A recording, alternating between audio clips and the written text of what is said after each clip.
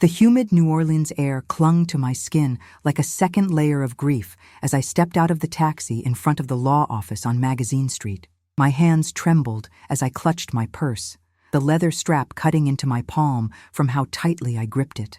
This was it, the moment I'd been dreading for 3 weeks since Dad's funeral. The reading of Joshua Mitchell's will, a man who had been my hero, my protector, my everything, until Amanda walked into our lives 5 years ago. I could still smell the magnolias blooming outside the office, their sweet scent mixing with the exhaust fumes and the lingering aroma of beignets from a nearby cafe. It was such a beautiful day for something so devastating, and I couldn't help but think Dad would have loved this weather. Sunny, but not too hot, with just enough breeze to make the Spanish moss dance in the ancient oak trees. Walking through those glass doors felt like stepping into a courtroom where I was about to be sentenced for crimes I never committed. The receptionist's smile was polite, but distant, the kind reserved for people she'd never see again after today. "Carol Mitchell?" she asked, and I nodded, my throat too tight to speak. She gestured toward a conference room where I could already see familiar silhouettes through the frosted glass. My stomach churned with a mixture of anticipation and dread that had been building since I got the call about Dad's sudden heart attack. I'd driven 12 hours straight from Atlanta, surviving on gas station coffee, and the desperate hope that maybe, just maybe, this reading would bring our fractured family back together. But as I approached that door, every instinct screamed that I was walking into an ambush. Kenneth was already seated at the mahogany table, his expensive suit making him look more like a stranger than the brother who used to build sandcastles with me at Lake Pontchartrain. He barely glanced up when I entered, his attention focused on some papers in front of him like they contained the secrets of the universe. Amanda sat beside him, her perfectly manicured fingers drumming against the table's surface, wearing a black dress that probably cost more than my monthly rent. She looked up at me with those cold blue eyes and offered what could generously be called a smile, the kind that never reached beyond her lips. The lawyer, Mr. Beauregard, shuffled through a stack of documents with the efficiency of someone who'd done this dance 1,000 times before. I took the empty chair across from them, feeling like I was sitting at the defendant's table while they occupied the jury box. "Thank you all for coming," Mr. Beauregard began, his voice carrying the weight of formality that made everything feel more real and more terrifying. He adjusted his wire-rimmed glasses and cleared his throat before continuing. "We're here today to read the last will and testament of Joshua Robert Mitchell, dated March 15th of this year." My heart skipped at hearing Dad's full name spoken aloud. It had been weeks since anyone had said it, and the sound hit me like a physical blow.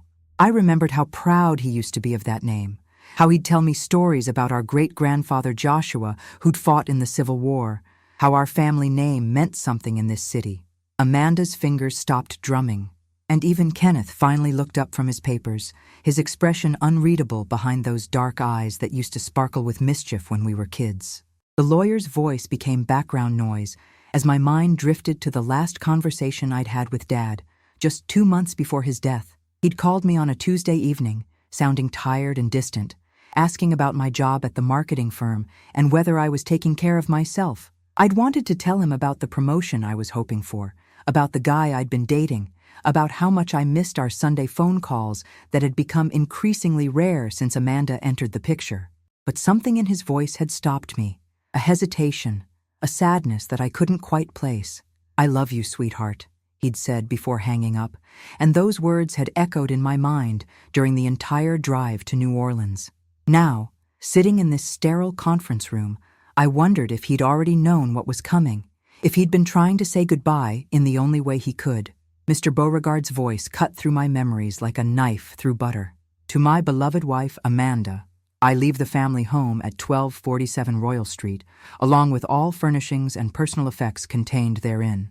Amanda's smile widened just a fraction, and she reached over to squeeze Kenneth's hand in what looked like a gesture of shared victory.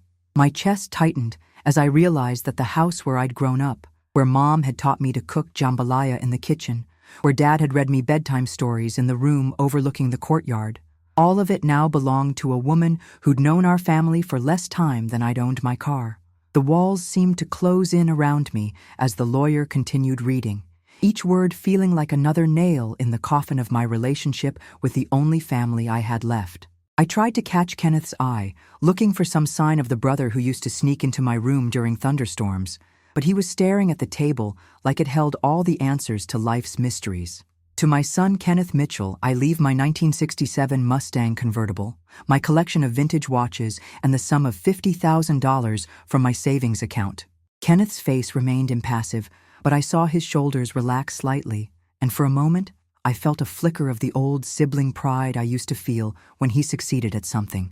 That car had been Dad's pride and joy, the one he'd spent every weekend working on in the garage, the one he'd promised to teach both of us to drive when we were old enough. I remembered sitting in the passenger seat as a little girl, pretending to steer while Dad worked the pedals, both of us laughing as we drove to imaginary destinations. The fact that Kenneth was getting it made sense. He was the son, the one who'd stayed in New Orleans, the one who'd married young and given Dad the grandchildren he'd always wanted. But as the seconds ticked by and Mr. Beauregard shuffled to the next page, a cold dread began to settle in my stomach like a stone. The lawyer cleared his throat again, and I leaned forward in my chair, my heart hammering against my ribs like a caged bird desperate for freedom. This was it. This was where my name would be called, where Dad would have left me something, anything, to show that I'd mattered to him despite the distance that had grown between us.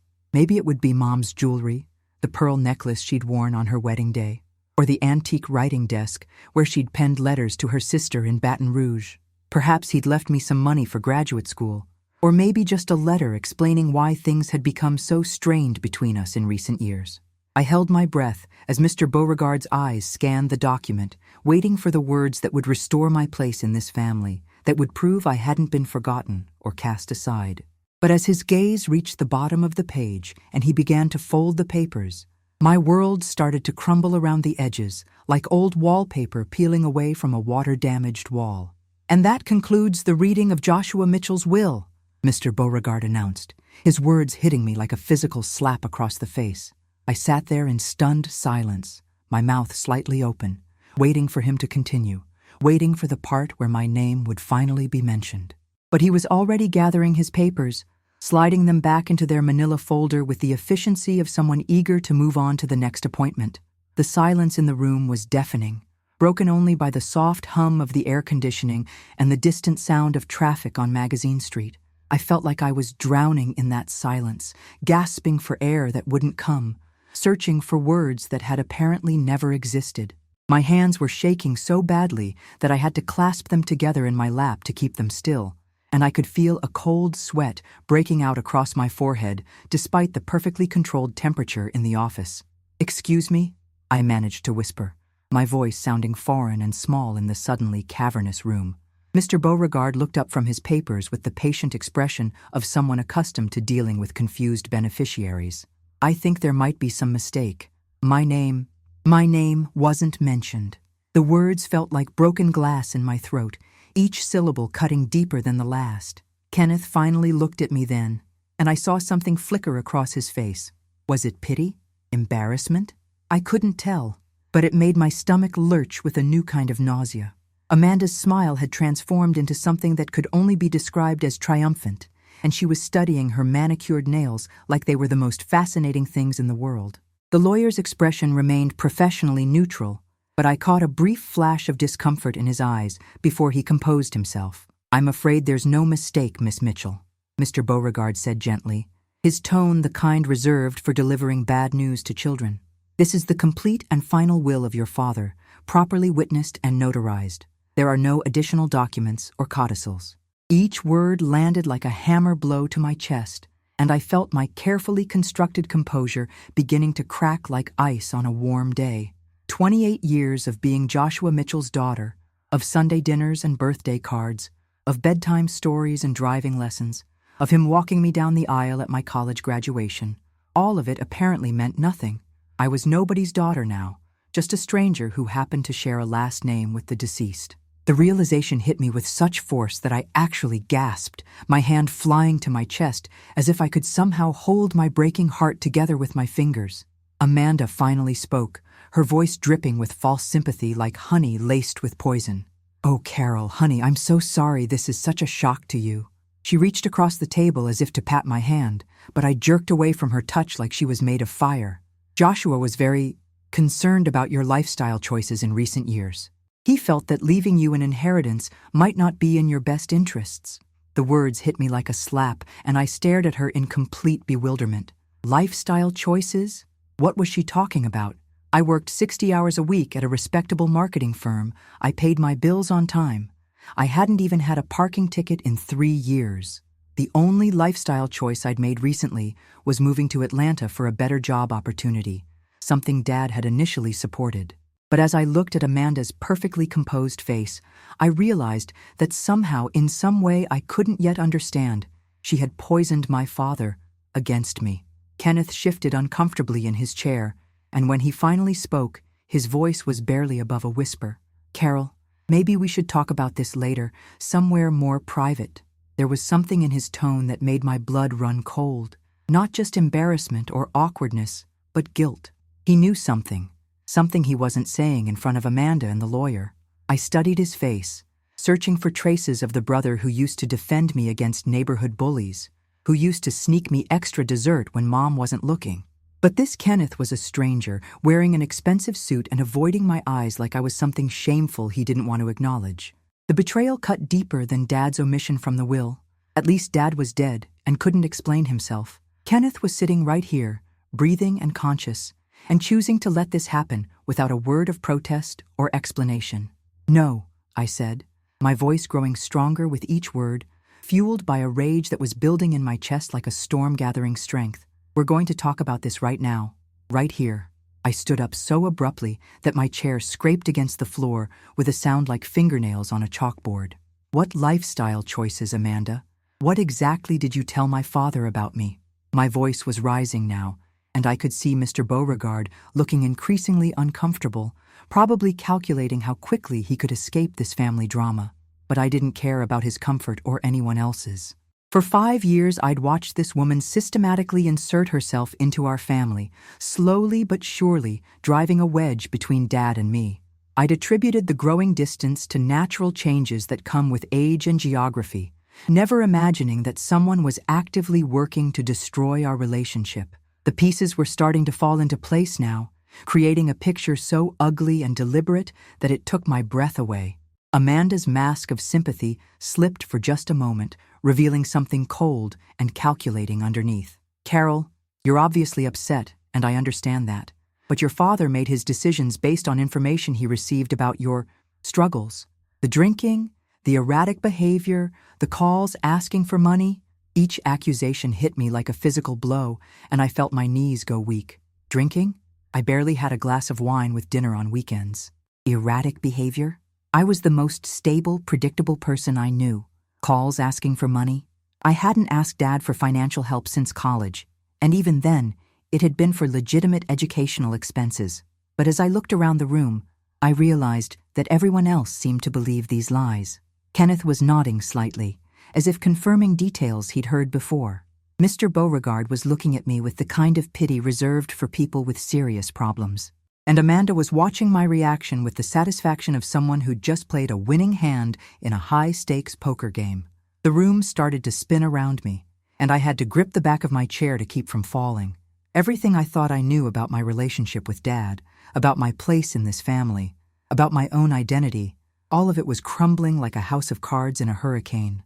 I thought about all those phone calls that had become shorter and more distant, all those invitations to family gatherings that had stopped coming, all those times Kenneth had made excuses for why Dad couldn't come to the phone when I called. It hadn't been natural drift or busy schedules. It had been a deliberate campaign to erase me from my father's life. Amanda had been feeding him lies about me, painting me as some kind of unstable addict who couldn't be trusted with an inheritance. And somehow, impossibly, the man who had raised me, who had known me better than anyone in the world, had believed her over his own daughter. The betrayal was so complete, so devastating, that I felt like I was being turned inside out, every nerve ending exposed and raw. I stumbled out of that law office like a woman fleeing a burning building, my vision blurred by tears I refused to let fall in front of them. The New Orleans heat hit me like a wall, but I barely felt it through the numbness that had settled over my entire body like a thick blanket. My legs carried me down Magazine Street without any conscious direction, past the antique shops and cafes that had once felt like home, past the familiar sights that now seemed foreign and hostile. I found myself standing in front of Café du Monde, staring at tourists laughing over their beignets and coffee, and I wanted to scream at them that the world had just ended, that everything I thought I knew about love and family had just been revealed as an elaborate lie. But they kept laughing and eating, oblivious to the fact that Carol Mitchell had just been erased from existence. I pulled out my phone with shaking hands and called the only person I could think of, my college roommate Sarah, who lived in Houston now but had always been my voice of reason. "Carol, what's wrong?" Sarah's voice was immediately concerned, probably because I was calling in the middle of a workday, something I never did unless there was an emergency. I tried to speak, but the words got tangled up in my throat, coming out as a strangled sob that made a passing couple look at me with alarm. I'm in New Orleans," I finally managed to choke out. "The will reading. Sarah, he didn't leave me anything. Not a single thing. It's like I never existed." The words sounded even more devastating when spoken aloud, and I had to lean against a lamppost to keep from collapsing right there on the sidewalk. Sarah was quiet for a long moment, and I could hear her typing in the background, probably pulling up my father's obituary or trying to make sense of what I was telling her. When she finally spoke, her voice was filled with the kind of righteous anger that only a true friend can muster on your behalf. "That's impossible," she said firmly. "Your dad loved you. Remember how proud he was when you got that promotion last year? How he bragged to everyone at Kenneth's wedding about your marketing campaigns?" But even as she said it, I could hear the doubt creeping into her voice, because the evidence was undeniable. I had been completely excluded from my father's will. "There has to be an explanation," she continued. But we both knew that the explanation was sitting in that conference room wearing a black dress and a satisfied smile. I told her about Amanda's accusations, about the supposed drinking and erratic behavior, about the calls for money that had never happened. With each lie I repeated, I felt a piece of my identity crumble away, like I was watching my own character assassination in real time. Sarah listened in stunned silence, occasionally muttering things like, "That's insane," and "He couldn't have believed that," but I could tell she was struggling to reconcile the man she'd known with the one who had apparently written me out of his life so completely. After hanging up with Sarah, I found myself walking aimlessly through the French Quarter, past the wrought iron balconies and gas lamps that had enchanted me as a child. Every corner held a memory of Dad. The praline shop where he'd buy me treats after doctor's appointments, the bookstore where he'd let me pick out any novel I wanted, the park where he'd taught me to throw a football despite Mom's protests that it wasn't ladylike. How could the man who had created all these beautiful memories have believed such terrible things about me? How could he have died thinking I was some kind of drug-addicted failure who couldn't be trusted with his legacy? The questions circled in my mind like vultures, each one picking at the carcass of my self-worth until there was nothing left but raw, bleeding confusion. I stopped at a payphone, an actual payphone, something I hadn't seen in years, and stared at it for a long moment before dialing Kenneth's number from memory. "Kenneth, it's me," I said when he answered, my voice steadier than I felt. "We need to talk, really talk, not in front of Amanda, not in front of lawyers, just you and me, like when we were kids." There was a long pause, and I could hear voices in the background, Amanda's voice actually, though I couldn't make out the words. When Kenneth finally spoke, he sounded tired and older than his 32 years. "Meet me at Audubon Park in an hour," he said quietly, "by the old oak tree where we used to climb." The fact that he remembered our childhood hiding spot gave me a flicker of hope that maybe, just maybe, there was still some part of my real brother left underneath all that expensive clothing and careful distance. I hung up the phone and started walking toward the park, my mind racing with questions I needed answers to and accusations I needed to make. The afternoon sun was beginning to slant through the trees, casting long shadows that seemed to mirror the darkness that had settled over my life. Kenneth was already there when I arrived, sitting on the same bench where Dad used to read us stories about pirates and princesses. He looked smaller somehow, diminished, like the weight of whatever he was carrying was physically pressing him down into the weathered wood. When he saw me approaching, he stood up, and for a moment, I thought he might hug me the way he used to when we were young. But he just stood there, his hands shoved deep in his pockets, looking everywhere except directly at me. "Carol," he said, and my name sounded like an apology in his mouth. I'm sorry about today. I know it was difficult. As if being erased from your father's will was like having a bad day at work or getting caught in traffic. I wanted to shake him, to grab him by those expensive lapels and demand he explain how he could sit there and watch our family be destroyed without saying a single word in my defense. Kenneth, what happened? I asked, my voice breaking despite my efforts to stay strong. What did Amanda tell Dad about me? Because none of it was true. You have to know that none of it was true. He finally looked at me then, and I saw something in his eyes that made my heart sink even further. It wasn't just guilt or embarrassment, it was fear. Kenneth was afraid of something, or someone, and that realization hit me like a punch to the gut. My big brother, who had once fought 3 kids at once for calling me names, was scared. She showed him letters, he said quietly, glancing around as if Amanda might materialize from behind one of the oak trees. Anonymous letters, supposedly from people who were concerned about your behavior. They detailed incidents of you showing up drunk to work, asking coworkers for money, making scenes at restaurants. Each word was like a knife twist, because I could picture exactly how convincing such letters would be to a father who was already worried about his daughter living so far away. But Kenneth, I said, grabbing his arm, you know me. You know I would never do those things. Didn't you tell him they were lies? The look that crossed his face then was one I'd never seen before, a mixture of shame and something that looked almost like relief, as if he'd been waiting years to finally tell someone the truth. I tried, Carol. At first, I tried. But then she started showing him bank statements, credit reports, things that seemed to prove you were in financial trouble. And when I questioned where she got them, he trailed off, but I could fill in the blanks. Amanda had threatened him somehow. Probably threatened his own inheritance or his relationship with Dad. She'd systematically isolated me from my family by making everyone afraid to defend me. The scope of her manipulation was breathtaking in its cruelty and thoroughness, and I realized I was dealing with someone far more dangerous than I'd ever imagined. Kenneth, listen to me very carefully, I said, my voice taking on a strength I didn't know I possessed. Amanda forged those documents. She had to have forged them, because none of those things ever happened. I need you to help me prove it. But even as I spoke, I could see him withdrawing from me, his shoulders hunching as if he was trying to make himself smaller. Carol, I can't, he whispered, and the defeat in his voice made me want to cry. You don't understand what she's capable of. After Dad's funeral, she pulled me aside and told me that if I ever questioned her version of events, she'd make sure I lost everything too. The words hung between us like a death sentence.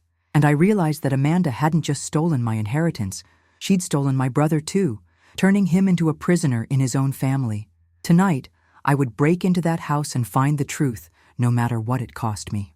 At midnight, I slipped through the back gate of my childhood home like a ghost returning to haunt the living. The key still worked, and I found myself standing in Dad's study, surrounded by the familiar smell of his cologne and old books. My hands trembled as I searched through Amanda's carefully organized files. And there they were, the forged letters, printed on different paper stocks, with inconsistent fonts and obvious digital manipulation marks. I photographed everything with my phone, my heart pounding as I documented each piece of fabricated evidence that had destroyed my relationship with my father. When I heard footsteps upstairs, I quickly gathered the most damning documents and slipped back into the night, finally holding proof of Amanda's elaborate deception. The next morning, I walked into the district attorney's office with a folder full of evidence and a determination that burned brighter than the Louisiana sun. Within weeks, Amanda was arrested for fraud, forgery, and elder abuse, her carefully constructed lies unraveling under legal scrutiny. Kenneth found his courage at last, testifying about her threats and manipulation, and together we watched as justice finally prevailed. Though Dad's will couldn't be changed and the inheritance was lost forever, I had reclaimed something far more valuable: my name, my truth, and the knowledge that Joshua Mitchell's daughter was exactly who she'd always been: honest, strong, and worthy of love. Amanda had tried to erase me from my family's story, but in the end, it was her own chapter that got written out of our lives forever.